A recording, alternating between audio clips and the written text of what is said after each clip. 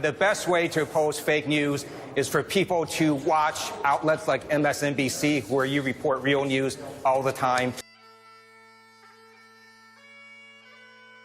Respectfully, Senator, I don't count myself among Donald Trump's critics. I count myself as a journalist. That he can actually control exactly what people think, and that is our job. And I too have a pre-existing condition. I'm a woman. Who's asking for a Labor Day rundown in my ear? Our job tonight actually is to scare people to death on this subject. On the incident that left Senator Rand Paul with 6 broken ribs. This might be one of my favorite stories, although of course we don't.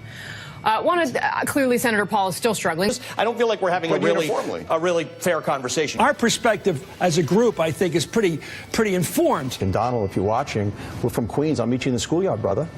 You need to be schooled. What I have here is a copy of Donald Trump's tax returns. He has grown. He has changed. What? What? Who thinks that? Aside from the numbers being large, these pages are straightforward. This is not a political party. This is a domestic terror group. This isn't what was intended, that we're an armed population. Their ears were hurting because those punchers, their ears were hurting. This anthem thing is a scam. This is to get boys and girls to go fly overseas and go kill people. Mr. President, and I hope you're watching, I don't mind your tweeting. In fact, I quite like it. Bring it on. I'm fine. My family brought me up really tough. This is absolutely nothing. Hosts here, Ali Velshi, Stephanie Ruhle getting settled in the chair. The worst you can say about the Democrats is they're too pure. Hurricane season, if you want to say there is a hurricane season any longer, because we see these things in all seasons. Said I'll have a little more flexibility to give you what you want after the re-election.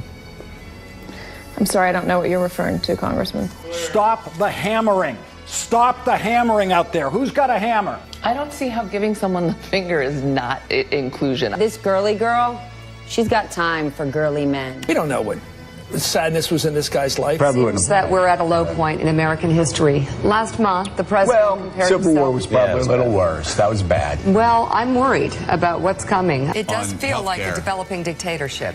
Anyhow, Senate Republicans rolled out their health care bill yesterday. Crazy sound coming in my ear, this stupid hammering. So why raise taxes on them? It's really akin to rape. Because it's the Christian evangelicals down there with their crazy ideas about Israel, which is, I don't know, mythical. They don't understand the situation over there. I'm not sure he's okay.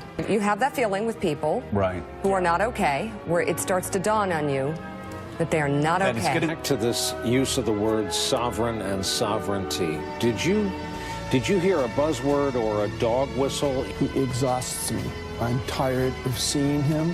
I'm tired of hearing him. With us, we have senior political analyst for NBC News and MSNBC, Mark Halperin, former Democratic Congressman Harold Ford Jr., and New York Times White House correspondent Glenn Thrush. Now from Capitol Hill, Democratic Senator Al Franken of Minnesota.